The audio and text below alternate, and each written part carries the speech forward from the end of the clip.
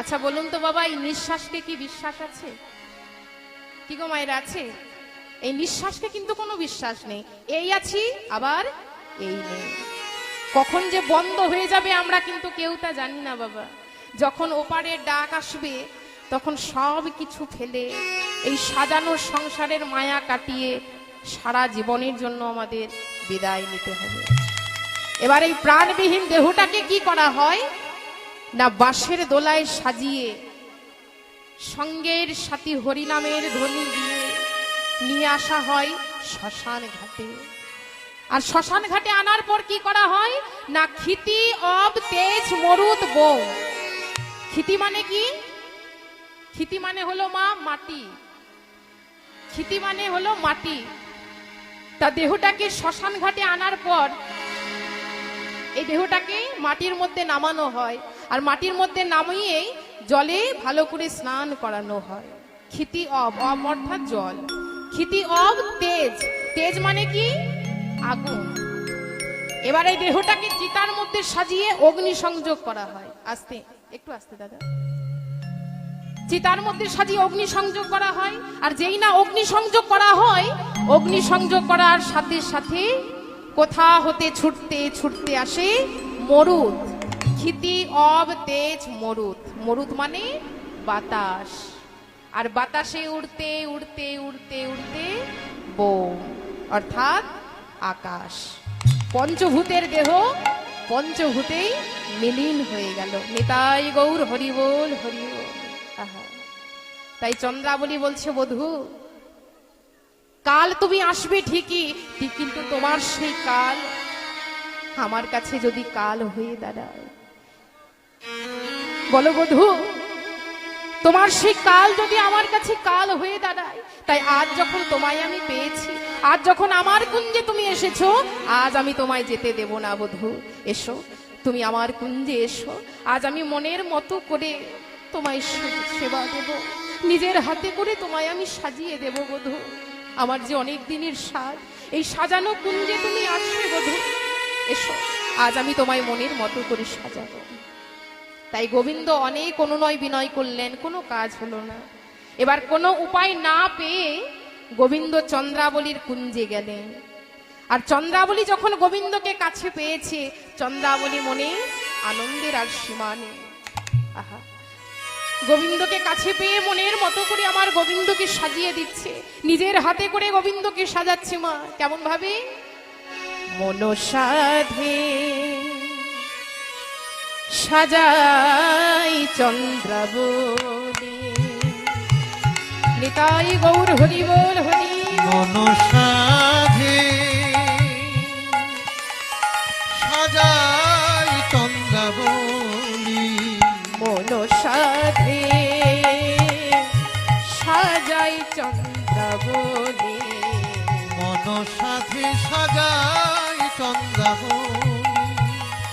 শূন্য হৃদয় পূর্ণ হলো পাইয়া বনমালী।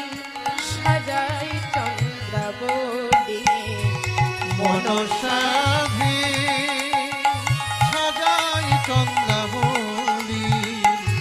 মনসাধে সাজাই চন্দ্রাবলী। আজ মনের সাথে গোবিন্দকে সাজাচ্ছে, আর গোবিন্দ আমার চন্দ্রাবলীর কাছে বাধা পড়ে গেলেন। এ হলো শুদ্ধ প্রেম। নিজের হাতে করে গোবিন্দকে সাজিয়ে দিচ্ছে। কেমন ভাবে সাজাচ্ছে মা? কনক আসন পাতি বোধপুরে বসাইলা, সুশীতল জলানি চরণ ধোয়াইলা। কনক আসন পাতি বধূরে বসাইলা, সুশীতল জলানি চরণ ধোয়াইলা। আবার কপাল উপরে দিল তার সিন্দুরের বিন্দু, আবার অধরে কাজল দিল আঁকি। কপাল উপরে দিল সিন্দুরের বিন্দু, অধরে কাজল দিল আঁকি। আর নিজ অঙ্গের শাড়ি দিলা, আজ জড়িয়া ধনি সাজাই চন্দ্রাবলী মনসারে সাজাই চন্দ্রাবলী মনসা নিতাই গৌর হরি বল সাজাই চন্দ্রাবলী মনসাধি সাজাই চন্দ্রাবলী। দেখুন মা, ভগবান আজ ভক্তের প্রেমে বাধা পড়ে গেল। এ হলো শুদ্ধ প্রেম, এর মধ্যে কিন্তু কোনো কামের গন্ধ নেই বাবা। প্রতিটি জীবের অন্তরে ভগবত প্রেম আছে, তারই বিকৃত প্রতিবিম্ব হচ্ছে কাম। আস্তে আমরা যদি জীবনের শুরু থেকে আমার ভগবানকে ভালোবাসতে শিখি বাবা, তাহলে এই ভগবত প্রেম কোনোদিন কামে পরিণত হয় না। আর একবার যদি ভগবত প্রেম কামে বিকৃত হয়ে যায়, তাকে ফিরিয়ে আনা খুবই কঠিন কাজ। তা সত্ত্বেও কৃষ্ণ ভাবনার অনুশীলন এতই শক্তিশালী, কেউ যদি জীবনের শেষ পর্যায়ে গিয়ে গভীর নিষ্ঠার সঙ্গে কৃষ্ণ ভাবনার অনুশীলন করতে পারে, তাহলে সে কৃষ্ণ প্রেমও ফিরে পায়। নিতাই গৌর হরি বল হরি বল। ভগবান বলেছেন, আমা হতে আমার ভক্ত বড়। কেউ যদি আমায় ভক্তি চিত্ত মনে ডাকে, সেই ভক্তি ডাকে আমি সাড়া দিই। কেউ যদি দুফোঁটা নয়নের জল ঝরিয়ে আমায় ডাকে, সেই ভক্তের বোঝা আমি মাথা পেতে নিই। ভগবান বলেছেন, যে করে আমার আশ আগে করি তার সর্বনাশ, তবুও যদি না ছাড়ে আশ আমি হই তার দাসের দাস। নিতাই গৌর হরি বল হরি বল। দেখুন বাবা, এক ব্রাহ্মণ বাজারে গিয়ে প্রবেশ করেছে মাছের বাজারে, আর এদিকে এক মেছেনি বাটখারা রূপে ব্যবহার করছে শালগ্রাম শিলা। তা দেখে ব্রাহ্মণ চমকে উঠেছে। আস্তে সেই শালগ্রাম শিলা যখন মেছেনির ঝুড়িতে দেখেছে, সাথে সাথে ব্রাহ্মণ চমকে উঠেছে, বলে এ কি, এ তো শালগ্রাম শিলা। ব্রাহ্মণের ধর্ম হলো ভগবানের সেবা করা। তাই বলে, শোনো মেছেনি, ওই পাথরটি তুমি আমায় দাও, বিনিময়ে আমি তোমায় কিছু অর্থ দিচ্ছি। মেছেনি বলছে, শোনো ঠাকুর, একটু আস্তে, কথা নয়। মেছেনি বলছে, শোনো ঠাকুর, তুমি কিছু মাছ নিয়ে যাও, আমি তোমায় বিনামূল্যেই দেব, কিন্তু এই পাথর তো তোমায় দিতে পারবো না। এই পাথরটার কত গুণ জানো ঠাকুর? কেউ যদি 500 গ্রাম মাছ চাই, এই পাথরটাই চাপিয়ে দিই। কেউ যদি 200 গ্রাম মাছ চাই, এই পাথরটাই আমি চাপিয়ে দিই। তা যত পরেই মাছ আনি না কেন, আমার মাছ আগেই বিক্রি হবে, তাই এই পাথর তোমায় আমি দিতে পারবো না।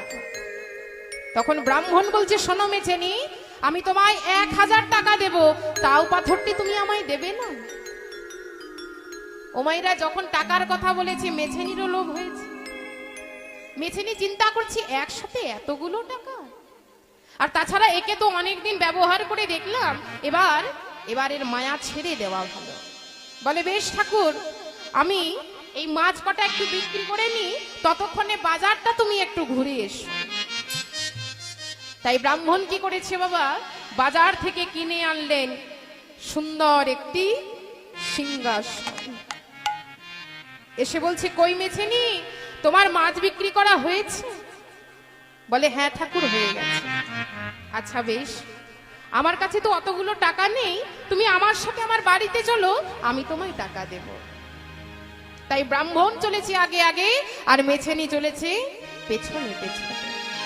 হঠাৎ ব্রাহ্মণ কুটিরে এসে ডাক দিচ্ছে, ব্রাহ্মণী, ব্রাহ্মণী, তুমি একে 1000 টাকা দিয়ে দাও তো ব্রাহ্মণী। ব্রাহ্মণী তখন ভেতর থেকে চিন্তা করছে, ব্রাহ্মণ বাজার থেকে এমন কি কিনে এনেছে যার জন্য এতগুলো টাকার একসাথে প্রয়োজন হয়েছে। এবার ব্রাহ্মণী তাড়াতাড়ি করে বাইরে বেরিয়ে এসেছে। বাইরে বেরিয়ে এসে কি দেখছে না, শালগ্রাম শিলা। ভক্তিভাবে সেই শালগ্রাম শিলাতে প্রণাম জানিয়ে মেছেনির হাতে তখন 1000 টাকা তুলে দিয়েছে। আর ব্রাহ্মণ কি করেছে, সেই পাথরটিকে ভালো করে পরিষ্কার করে গঙ্গার জলে স্নান করিয়ে সিংহাসনে প্রতিষ্ঠা করেছে। নিতাই গৌর হরি বল। সিংহাসনের মধ্যে সেই শালগ্রাম শিলা প্রতিষ্ঠা করেছেন ব্রাহ্মণ। হঠাৎ রাত্রি হতেই তখন ব্রাহ্মণকে স্বপ্ন দিল, ব্রাহ্মণ তুমি আমায় যেখান থেকে এনেছো সেখানেই রেখে এসো ব্রাহ্মণ, নইলে তোমার সর্বনাশ হবে ব্রাহ্মণ। যেই নাই স্বপ্নাদেশ ব্রাহ্মণ পেয়েছে, চমকে উঠলেন, বলে প্রভু, প্রভু গো, আমি যখন তোমায় পেয়েছি তোমায় আমি হারাতে পারবো না প্রভু। যখন তোমায় আমি পেয়েছি কোনো মতেই তোমায় আমি ছেড়ে দেব না প্রভু। আমার সব কিছু শেষ হয়ে যাক, কোনো দুঃখ নেই, কোনো ক্ষতি নেই, কিন্তু আমি যে তোমায় ছাড়তে পারবো না প্রভু। পরদিন মারা গেল ব্রাহ্মণের স্ত্রী। বলে ব্রাহ্মণ এখনো তোমায় বলছি, তুমি আমায় মেছেনির ওই মাছের ডালাতেই রেখে এসো, না হলে তোমার আরো সর্বনাশ। ব্রাহ্মণ তখন কেঁদে কেঁদে বলছে, ঠাকুর আমার সব শেষ হয়ে যাক, কোনো দুঃখ নেই, কোনো কষ্ট নেই প্রভু, কিন্তু আমি যে তোমায় ছাড়তে পারবো না প্রভু। আমি যখন তোমায় পেয়েছি তোমায় আমি ছাড়তে পারবো না প্রভু। পরদিন মারা গেল ব্রাহ্মণের একটি মাত্র সন্তান। বলে ব্রাহ্মণ আমি এখনো তোমায় বলছি, তুমি আমায় মেছেনির ওই মাছের ডালাতেই রেখে এসো, না হলে তোমার আরো সর্বনাশ হবে। ব্রাহ্মণ বলছে, প্রভু আমার সব শেষ হয়ে যায়, কোনো দুঃখ নেই ঠাকুর, আমার কোনো কষ্ট নেই, কিন্তু প্রভু আমি যখন তোমায় পেয়েছি আমি তোমায় ছেড়ে দেব না, তোমায় আমি হারাতে পারবো না প্রভু। এই বলে ব্রাহ্মণ নারায়ণীর সেবা দিয়ে, নারায়ণীর চরণে প্রণাম জানিয়ে ভিক্ষাতে বের হলো। আর পথ চলতে চলতে ব্রাহ্মণ কেঁদে কেঁদে বলছে, ঠাকুর তুমি আমায় যত দুঃখ দেবে দাও, তুমি আমায় যত কষ্ট দেবে দাও ঠাকুর, কিন্তু সেই দুঃখ সেই কষ্ট সহ্য করার শক্তিটুকু তুমি আমায় দিও ঠাকুর। নিতাই গৌর হরি বল হরি বল। দুঃখ যদি দাও হে প্রভু, সহিতে শক্তি দাও। দুঃখ যদি দাও হে প্রভু, সহিতে শক্তি দাও। দুঃখ যদি দাও হে প্রভু, সহিতে শক্তি দাও। দুঃখ যদি দাও হে প্রভু, সহিতে শক্তি দাও। তুমি অন্ধকার ঘোচা, প্রভু জ্ঞানের দীপ জ্বালা। অন্ধকার নিতাই গৌর হরি বল হরি বল। জ্ঞানের দীপ জ্বালা। ওগো ব্যথার প্রদীপ জেলেছি আমি, নাও গো পূজনা। ব্যথার প্রদীপ জেলেছি আমি, নাও গো পূজনা। ওগো ব্যথার প্রদীপ জেলেছি আমি, তুমি নাও গো পূজনা। অন্ধকার খোঁচা, প্রভু জ্ঞানের দীপ জ্বালা। অন্ধকার ঘুচাও, জ্ঞানের দীপ জ্বালা।